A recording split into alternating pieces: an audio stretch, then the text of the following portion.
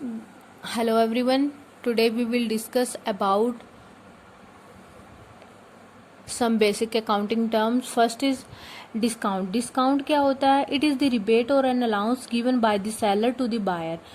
जब भी हम seller से कुछ goods purchase करते हैं तो उसके द्वारा जो रिबेट या अलाउंस दिया जाता है उसको बोला जाता है discount.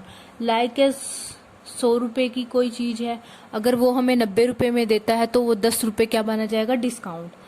Next is trade discount और कैश डिस्काउंट. ट्रेड डिस्काउंट क्या होता है? It is the reduction in price by the seller to the purchaser of goods when they buy goods of certain quantity और वैल्यू.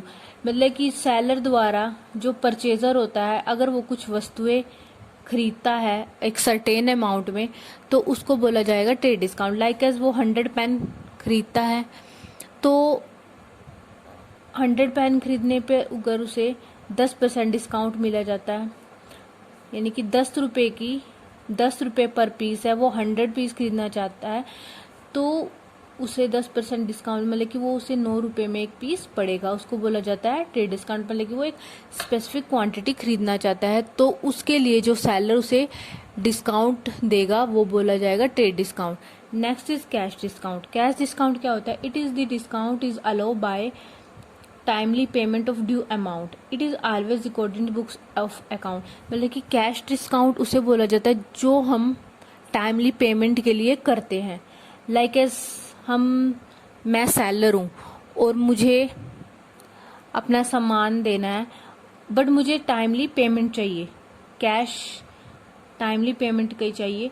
लाइक एज अगर मैं किसी को buyer को सामान सेल करता हूँ, मैं उसको कहता हूँ कि मैं 10 रुपए की चीज तुझे 8 रुपए में दूंगा अगर तुम मुझे within a week payment करोगे, तो इसको बोला जाता है कैश डिस्काउंट.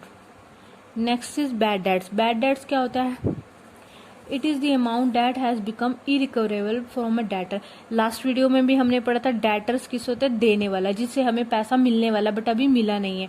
अगर वो इरिकवरेबल हो जाता है मतलब कि मैंने किसी से पैसा लेना था बट अब मुझे पैसा देगा नहीं, मतलब कि वो मेरा पैसा डूब गया, उसको बोला जाएगा बैड डेट्स. ये हमारे बिजनेस के लिए लॉस होता है और इसको हम प्रॉफिट एंड लॉस अकाउंट में एक्सपेंसेस शो करते हैं. Next goods and service tax.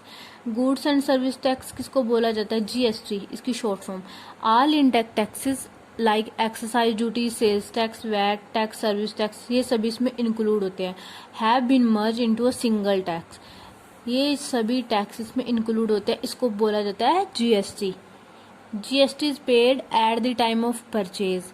जब भी हम कुछ सामान खरीदते हैं तो हम जीएसटी को पे करते हैं. और GST is collected at the time of sale. जब भी हम सामान सेल करते हैं तो हम जीएसटी को कलेक्ट करते हैं, इसको बोला जाता है गुड्स एंड सर्विस. मतलब कि एक इनडायरेक्ट टैक्सेस है.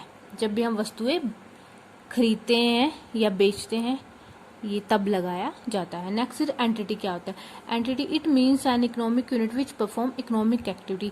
ये एक ऐसी इकोनॉमिक यूनिट है जो इकोनॉमिक एक्टिविटी परफॉर्म करती है. Like as goods and services provide करती है, तो गुड्स एंड सर्विसेज प्रोवाइड करती है तो हमें इससे इनकम अर्न होती है जो इकोनॉमिक एक्टिविटी करती है. लाइक एज एलजी कंपनी होगी, विप्रो होगी, ये सब हमारी एंटिटीज होगी. नेक्स्ट इज इंसॉल्वेंट और सॉल्वेंट. क्या होता है? इंसॉल्वेंट मतलब दिवालिया होना. एक ऐसा पर्सन और एंटरप्राइज या ऐसी enterprise which is not in position to pay debts is called insolvent.